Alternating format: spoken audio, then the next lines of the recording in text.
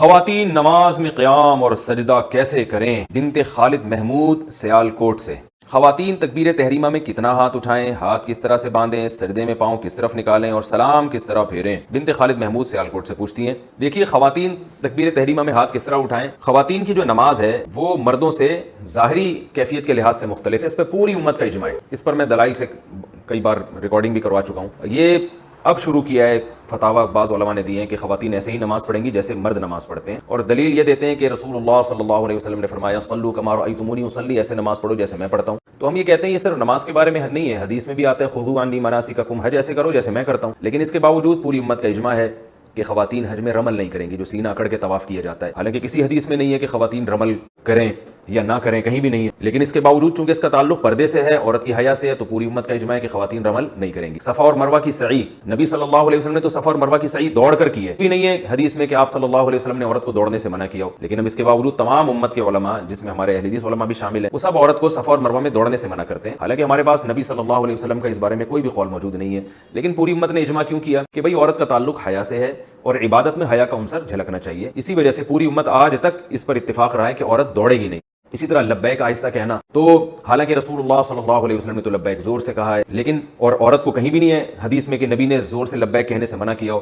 مگر پوری امت کا اجماع ہے کہ عورت آہستہ لبیک کہے گی، کیونکہ حج ایک عبادت ہے اور عبادت میں عورت کی حیا کا عنصر جھلکنا چاہیے۔ تو اسی بیسس پر امت کا اس پر بھی اجماع رہا ہے کہ اگرچہ حدیث میں صراحتاً نہیں ہے کہ عورت سمٹ کے نماز پڑھے، لیکن پوری امت کا اجماع رہا ہے کہ عورت سمٹ کے نماز پڑھے گی، مردوں کی طرح چوڑی ہو کے کشادہ ہو کے نماز نہیں پڑھے گی جیسے مرد سجدہ کرتے ہیں یا مرد رکوع کرتے ہیں۔ اس میں امام ابو حنیفہ، امام شافعی، امام احمد بن حنبل، امام احمد بن حنبل تو امام بخاری کے استاذ ہیں، حدیث کے بہت بڑے عالم ہیں، وہ تو یہاں تک بھی کہتے ہیں کہ عورت نماز میں تکبیر تحریمہ والا رفع الیدین ہی نہیں کرے گی تاکہ ہاتھ اٹھانا ہی نہ پڑے اس تو اور امام شافعی سے بھی یہی منقول ہے کہ سمٹ کے نماز پڑھے گی۔ تو چاروں ائمہ سے منقول ہے، تابعین، تبع تابعین، اور آج تک امت کا اس پر اجماع چلا آ رہا ہے۔ تو اب اگر کوئی اس میں حدیث کا مطالبہ ہم سے کرتا ہے کہ حدیث میں دکھاؤ کہ کہاں لکھا ہے کہ عورت سمٹ کے نماز پڑھے گی، تو اس سے فوراً آپ مطالبہ کریں کہ حدیث میں یہ کہاں لکھا ہے کہ عورت آہستہ لبیک کہے گی، عورت صفا اور مروہ کی سعی جو ہے وہ دوڑے گی نہیں اس میں بلکہ چل کے کرے گی، اور عورت رمل نہیں کرے گی، سینہ کھڑا کے پہلے 3 چکر نہیں لگائے گی طواف۔ تو جیسے وہاں حدیث نہیں ہے امت کا اجماع ہے، تو ایسے یہاں بھی حدیث نہیں ہے امت کا اجماع ہے۔ یعنی حدیث سے میری مراد قول رسول صلی اللہ علیہ وسلم، ہاں صحابہ تابعین کے آثار ہیں، وہ تو موجود ہیں ہمارے پاس۔ امام بخاری رحمہ اللہ نے صرف اسلاف میں صرف ایک خاتون کا تذکرہ کیا ہے کہ وہ مردوں کی طرح نماز پڑھا کرتی، تو اس سے صاف پتہ چلتا ہے کہ امام بخاری نے اسلاف کے جس دور کا تذکرہ کیا اس میں مردوں اور عورتوں کی نماز میں فرق مشہور تھا، تبھی تو امام بخاری کہہ رہے ہیں کہ فلاں خاتون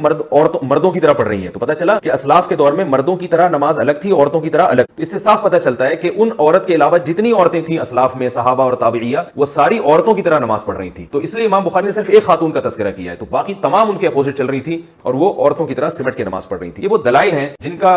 انتہائی احترام کے ساتھ، اہل حدیث علماء کے انتہائی احترام کے ساتھ، یہ وہ دلائل ہیں جن کا ہمیں اس جواب نہیں ملتا، اس لیے یہ پوری امت کا اجماع ہے کہ خواتین جو ہے وہ سمٹ کے نماز پڑھیں گی۔ بعض حضرات تو اس میں تشدد برتتے ہیں اور حنفیہ کو بہت لتاڑتے ہیں کہ انہوں نے حدیث کی مخالفت کی اور عورت کو حکم دیا ہے کہ وہ سمٹ کے نماز پڑھے، حدیث کی مخالفت کی ہے۔ لیکن عجیب بات ہے کہ یہی حضرات امام احمد بن حنبل پہ کیوں اعتراض نہیں کرتے، یہ حضرات امام شافعی پہ کیوں اعتراض نہیں کرتے؟ امام احمد بن حنبل اور امام شافعی تو یہ حدیث اپنی مسند میں لے کر آئے ہیں کہ صلوا کما رأیتمونی اصلی، ایسے نماز پڑھو جیسے میں پڑھتا ہوں، اس کے باوجود اس کے خلاف فتویٰ دے رہے ہیں۔ لیکن انہوں نے اپنے زمانے میں دیکھا ہے، پوری امت کو ایک تواتر سے عمل کرتے ہوئے دیکھا ہے، اور رسول اللہ صلی اللہ علیہ وسلم کی صحیح حدیث ہے لا تجتمع امتی علی ضلالہ، میری امت گمراہی پہ جمع نہیں ہوگی۔ یہاں تک کہ جو اہل حدیث حضرات ہندوستان میں 150 سال پرانے جو فتاوی ہمیں ملتے ہیں اس میں اہل حدیث کی کتابوں میں بھی یہی لکھا ہوا ہے کہ عورتیں سمٹ کے نماز پڑھیں گی۔ تو یہ اس دور میں میں سمجھتا ہوں کہ ایک نیا فتویٰ ہے جو چل پڑا، غلطی ہر انسان سے ہوتی ہے، لیکن ہمیں امت کے جو اجماعی مسائل ہیں ان میں انحراف نہیں کرنا چاہیے۔ اور خود حدیث سے بھی ثابت ہے کہ پردے کے معاملے میں عورت کا حکم مرد سے مختلف، جیسے کہ رسول اللہ صلی اللہ علیہ وسلم نے ارشاد فرمایا عورت کی گھر کی نماز مسجد کی نماز سے بہتر ہے، کیوں؟ گھر میں پردہ زیادہ ہے۔ نبی صلی اللہ علیہ وسلم نے یہ بھی ارشاد فرمایا کہ عورت کے اندر گھر کے کمرے کی نماز صحن کی نماز سے بہتر ہے، حالانکہ وہاں کوئی دیکھنے والا نہیں ہے، کوئی نامحرم تھوڑی ہے، عورت کا اپنا گھر ہے۔ میں اس لیے کہہ رہا ہوں کہ بعض علماء یہ کہتے ہیں کہ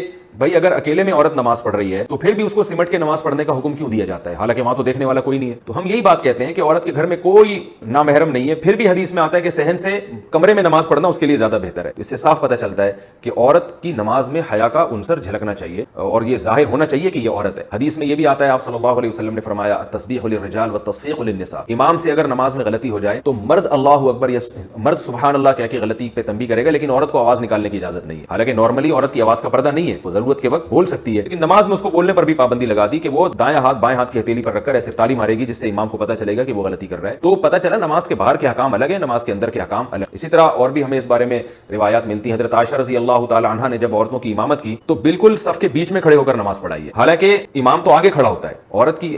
امام جو ہے نا وہ تو آگے کھڑا ہوتا ہے، لیکن حضرت عائشہ بیچ میں کھڑی ہوئی ہیں۔